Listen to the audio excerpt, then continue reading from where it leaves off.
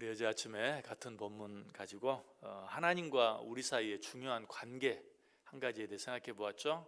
하나님과 우리 사이의 관계는 어떤 관계다? 아버지와 아들의 관계이면서 동시에 주인과 종의 관계이다 라고 말씀드렸어요. 자, 그렇다면 우리는 주인 되시는 하나님께 어떤 태도를 취해야 하는가? 오늘 6절에서 종은 그 주인을 공경하나니 내가 아버지일진데 나를 공경함이 어디 있느냐? 내가 주인일진데 나를 두려워함이 어디 있느냐? 종된 자들이 주인에게 취해야 될 두 가지 태도를 이야기하는데, 첫 번째는 종은 그 주인을 공경한다. 종된 우리는 주인이신 하나님을 공경해야 돼요. 그리고 뒤에서는 또 뭐라고 말해요? 내가 주인일진데 나를 두려워함이 어디 있느냐? 종된 자들은 주인을 향하여 두려운 마음을 가져야 돼요. 공경하는 마음, 두려워하는 마음. 그런데 이 두 가지 마음을 한 단어로 표현하면 무엇입니까? 그것이 바로 경외. 공경할 경, 두려워할 외. 경외한다는 말이 바로 하나님을 공경하고 하나님을 두려워한다라는 단어예요. 그러므로 주인 되신 하나님을 경외하는 것, 이것이야말로 종된 자들의 가장 중요한 태도다. 전도서 12장 13절에 그렇게 말해요. 하나님을 경외하고 그의 명령들을 지킬지어다. 이것이 모든 사람의 본분이니라. 하나님을 경외하는 것이 그 종된 모든 자들이 마땅히 취해야 될 본분이다 라고 말하고 있어요. 마치 자녀된 자들이 부모를 공경하는 것이 사람된 자의 마땅한 도리인 것처럼 종된 자들이 주인이신 하나님을 공경하는 것, 경외하는 것, 그것이 마땅한 본분이다. 사람이 마땅히 해야 할 일을 하지 못하면 그 사람에게는 아무것도 기대할 수 없어요. 그런데 이 말을 바꾸면 마땅히 해야 할 일을 하는 자는 모든 것을 할 수 있다. 그러므로 하나님을 경외할 줄 아는 사람, 이런 사람은 모든 것을 할 수 있어요. 그런데 하나님을 경외한다는 것, 이 말을 좀 더 쉽게 말하면 무슨 뜻이죠? 하나님을 경외한다. 좀 너무 어렵게 느껴질 수도 있죠. 하나님을 경외한다는 말을 아주 쉽게 말하면 하나님을 두려워한다라는 것이. 왜 우리가 하나님을 두려워해야 하는가? 하나님은 사랑의 하나님, 자비의 하나님, 긍휼이 무한하신 하나님. 그런데 왜 우리가 그 하나님을 경외해야 하는가? 우리가 이미 그 이유에 대해 생각해 보았어요. 하나님은 창조자시라고 그랬어요. 일상 모든 것들을 창조하신, 우리 인간까지 포함해서 이 세상의 모든 천지 만물을 창조하신 창조자 있어요. 창조주 있어요. 그러므로 피조물된 우리, 지음을 받은 우리들은 마땅히 우리를 지으신 하나님을 두려워할 줄 알아야 돼요. 자, 이것이 기본이고, 그 외에도 우리가 왜 하나님을 경외해야 하는가? 또 다른 이유가 있는데, 하나님을 경외하는 것이 지혜이기 때문에 그래요. 잠언 9장 10절이 말하죠. 여호와를 경외하는 것이 지혜의 근본이다. 지혜가 있어야 우리는 살 수 있어요. 이 어렵고 힘든 세상을 지혜가 있어야 헤쳐나갈 수 있어요. 그런데 무엇이 지혜인가? 학벌이 좋은 것이 지혜인가? 남들보다 IQ가 높은 게 지혜인가? 그렇지 않다. 여호와를 경외하는 것이 지혜다라고 말하고 있어요. 그러므로 우리는 여호와를 경외해야 돼. 이 세상을 지혜롭게 살기 위해서. 지혜롭게 산다는 건 다른 게 아니. 이 세상을 살다 보면 여러 가지 많은 문제가 있는데 그 많은 문제들을 잘 풀어나가며 살기 위해서, 잘 헤쳐나가며 살기 위해서는 여호와를 경외할 수 있어야 한다. 왜 여호와를 경외하는 것이 지혜인가? 고린도서 1장 25절이 뭐라고 말합니까? 하나님의 어리석음이 사람보다 지혜롭고 하나님의 약하심이 사람보다 강하니라.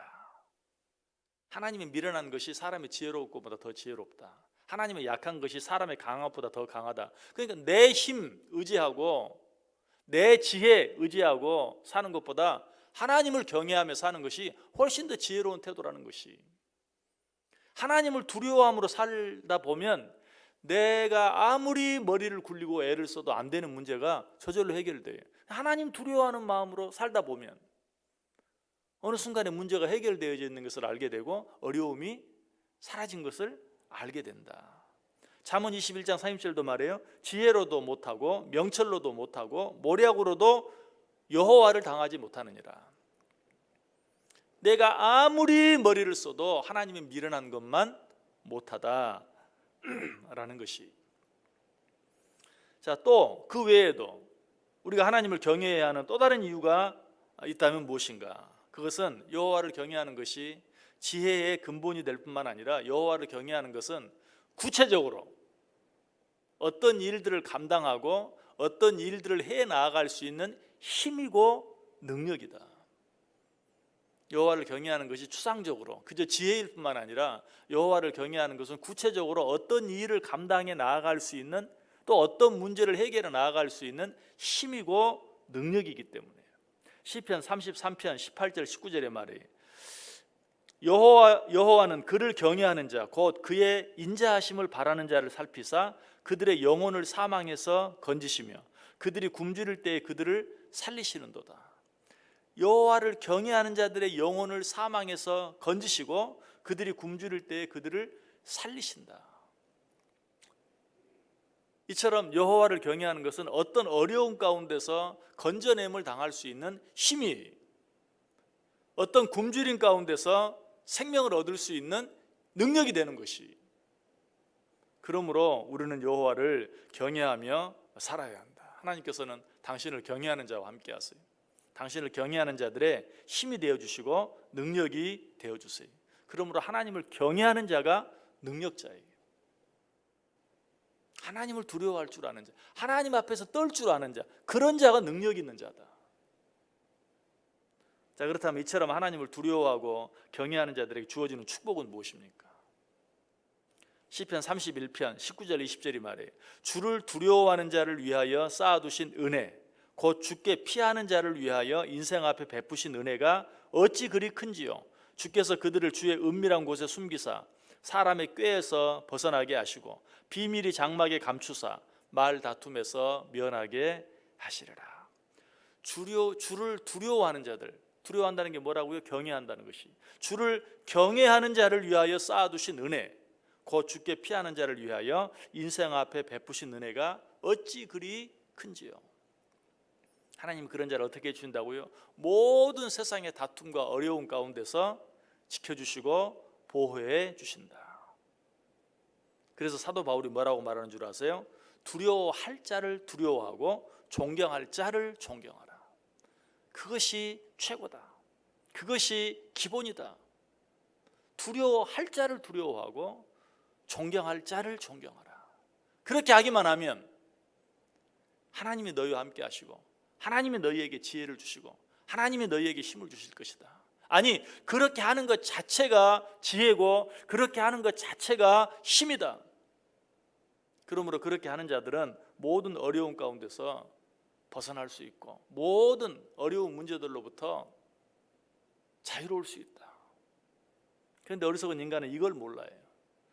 그래서 자기의 어리석음을 모르고 자기 지혜를 믿고 자기 힘을 의지하고 살아가려고 해요. 오늘 이런 자들을 향하여 오늘 본문이 말하는 것이 종은 그 주인을 공경하나니 내가 아버지일진데 나를 공경함이 어디 있느냐, 내가 주인일진데 나를 두려워함이 어디 있느냐. 너희가 나를 두려워함이 어디 있느냐, 너희가 나를 경외함이 어디 있느냐, 너희가 나를 믿는다고 하면서 왜 나를 경외하지 않느냐. 나를 믿는다는 것은 다른 게 아니다. 나를 경외하는 것이다.